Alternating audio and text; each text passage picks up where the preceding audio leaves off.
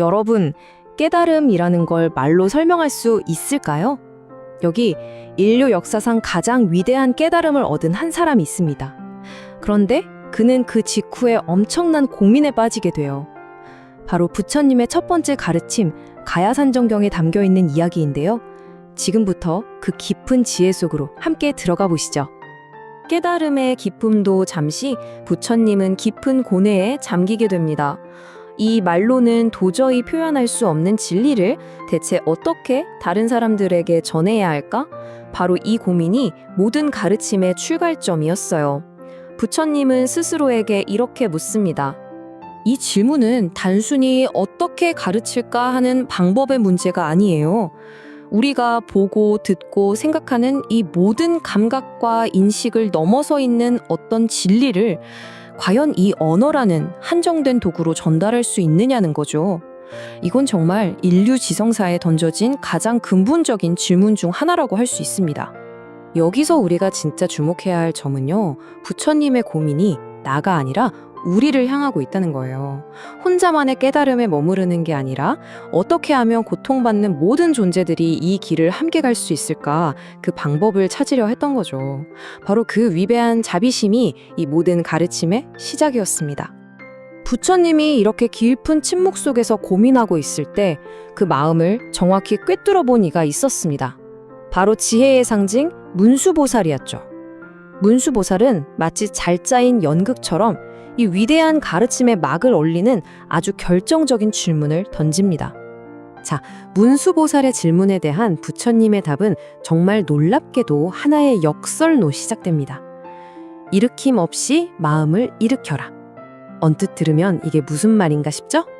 모순처럼 들리는 이 말 속에 사실 깨달음으로 가는 모든 비밀이 담겨 있습니다. 부처님은 이 깊은 진리를 몇 가지 놀라운 비유를 통해 설명하기 시작하세요. 첫 번째 비유는 바로 거울입니다. 여러분, 거울을 한번 생각해 보세요. 거울은 앞에 예쁜 꽃이 있든 보기 싫은 게 있든 차별 없이 그냥 그대로 비추어주죠. 하지만 그 어떤 것도 붙잡아 두진 않잖아요. 우리의 마음도 이와 같아야 한다는 겁니다.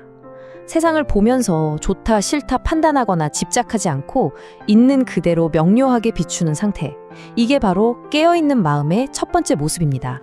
두 번째 비유는 물에 비친 달이에요. 이것도 참 아름다운 비유죠.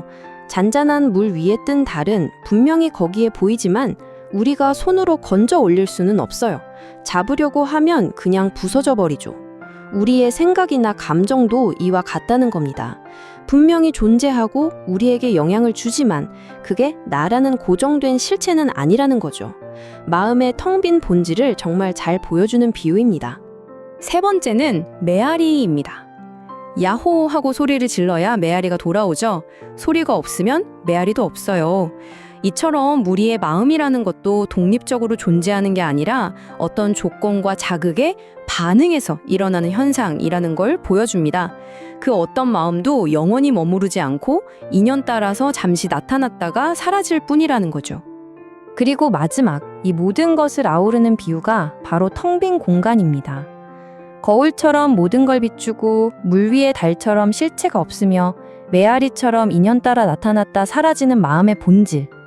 그건 바로 이 텅 빈 공간과 같다는 거예요. 비어있기 때문에 오히려 모든 것을 담을 수 있고 규정되지 않았기 때문에 무한한 가능성을 품고 있는 상태. 이것이 바로 부처님이 말씀하신 깨달음의 마음입니다. 자, 그럼 이렇게 텅 비고 고요한 마음을 어떻게 현실 속에서, 우리 삶 속에서 구현할 수 있을까요? 부처님의 가르침은 여기서 멈추지 않습니다. 이 근본적인 깨달음이 어떻게 자비라는 위대한 실천의 뿌리가 되는지 그 구체적인 길을 한번 따라가 보겠습니다. 문수보살은 이 길을 아주 명확한 인과관계의 사슬로 설명합니다. 모든 것의 시작은 굳건한 마음새김, 즉 흔들리지 않는 마음이에요. 마음이 바로 서야 비로소 바른 생각이 가능해지고요. 올바른 생각은 자연스럽게 올바른 행동으로 이어지겠죠. 그리고 이 모든 과정의 끝에서 마침내 대자비라는 위대한 꽃이 피어난다는 겁니다. 자비라는 게 억지로 만들어내는 감정이 아니라 잘 닦인 마음에서 저절로 우러나오는 향기 같다는 거죠. 그런데 이 네 단계의 길조차 어떤 사람들에게는 좀 복잡하게 느껴졌을 수도 있겠죠. 그래서 청중 속 누군가가 다시 묻습니다. 이 길을 좀 더 간단하게 핵심만 요약해서 가르쳐 주실 수 있나요?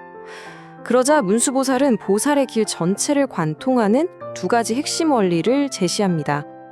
그 두 가지 핵심은 바로 방편과 지혜입니다. 방편이 고통받는 사람들을 돕기 위해 세상 속으로 들어가는 따뜻한 자비의 실천이라면, 지혜는 그 모든 세상의 현상이 사실은 텅 비어 있다는 것을 꿰뚫어 보는 차가운 통찰력이에요. 이 둘은 마치 새의 양 날개와 같아서 어느 한쪽만으로는 절대로 깨달음이라는 하늘을 날 수가 없습니다. 지혜 없는 자비는 맹목적이 되기 쉽고, 자비 없는 지혜는 차가운 지식에 머물 뿐이니까요. 여기서 한 걸음만 더 깊이 들어가 볼게요. 우리가 여행을 갈 때 지도가 있고 목적지가 있잖아요. 이 둘은 당연히 다른 거죠. 불교에서도 이 둘을 아주 명확하게 구분하는데요. 이게 이 가르침에서 가장 중요한 부분 중 하나입니다.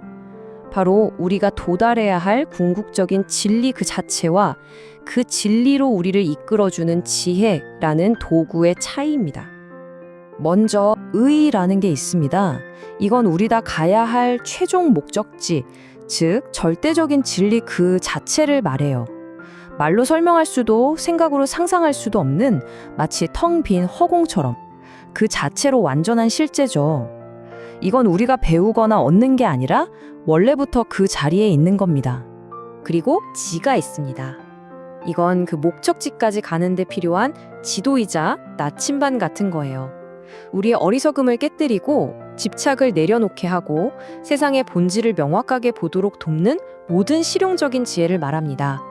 의가 변하지 않는 북극성이라면 지는 그 별을 향해 끊임없이 나아가는 배의 키와 같은 거죠. 자, 이제 목적지, 즉 의도 알았고 지도인 지도 손에 쥐었습니다. 그럼 이제 구체적인 여정만 남았죠. 문수보살은 이 두 가지 원리를 바탕으로 깨달음의 바다로 나아가는 거대한 항해술, 즉 보살도의 전체적인 시스템을 쫙 펼쳐 보입니다. 그리고 이 가르침은 곧 거대한 깨달음의 물결을 일으키게 됩니다. 그 첫 번째 도구는 바로 10가지 지혜입니다. 이건 우리가 세상을 살아가는 데 필요한 다양한 통찰력을 말하는데요. 예를 들면 모든 일에는 원인과 결과가 있다는 거라는 인과의 지혜부터 다른 사람의 마음을 이해하는 지혜, 그리고 그 어떤 것에도 얽매이지 않는 무집착의 지혜까지, 이 10가지 지혜는 우리를 어둠 속에서 이끌어주는 등불과도 같습니다. 지혜라는 등굴을 얻었으면 이제 그 빛을 세상에 비춰야겠죠. 10가지 마음 일으킴은 바로 그 실천의 방법입니다. 우리의 몸으로, 또 말로, 그리고 마음으로 어떻게 선한 의지를 일으킬 수 있는지 아주 구체적으로 안내하고 있어요. 다른 사람을 돕고 진실을 말하고 자비로운 마음을 내는 것, 이 모든 것이 지혜를 현실 속에서 살아있게 만드는 동력이 되는 거죠. 그리고 마지막으로 10가지 수행법은 이 모든 것을 완성하는 구체적인 훈련법입니다. 지혜라는 목표를 향해서 마음 일으킴이라는 동력을 가지고 꾸준히 나아가게 하는 엔진과 같은 거예요. 깊은 명상과 성찰, 그리고 지치지 않는 자비의 실천, 이 10가지 수행법은 평범한 우리를 위대한 존재로 변화시키는 완전한 연금술의 레시피와도 같습니다. 이 모든 가르침이 끝났을 때 경전은 정말 놀라운 장면을 기록하고 있습니다. 그 자리에 있던 10,000명의 보살이 그 자리에서 즉시 깊은 깨달음을 얻었다는 거예요. 이게 뭘 의미할까요? 이 정교하고 체계적인 가르침이 단순한 지식의 나열이 아니라 듣는 사람의 마음을 직접 변화시켜서 깨달음으로 이끄는 강력한 힘을 가지고 있다는 걸 보여주는 아주 극적인 순간인 거죠. 결국 생각해보면 이 모든 정교한 가르침은 목적지에 도착하면 버려야 할 지도와 같은 게 아닐까요? 진리가 말과 개념을 넘어선 곳에 있다면 진정한 길은 무언가를 계속 배우고 더하는 것이 아니라 오히려 우리가 가진 모든 생각과 편견을 내려놓고 고요해지는 과정일지도 모릅니다. 오늘 우리가 함께 살펴본 부처님의 첫 가르침은 바로 그 고요함에 이르는 가장 완벽한 안내서가 아닐까 싶네요. 여러분은 어떻게 생각하시나요?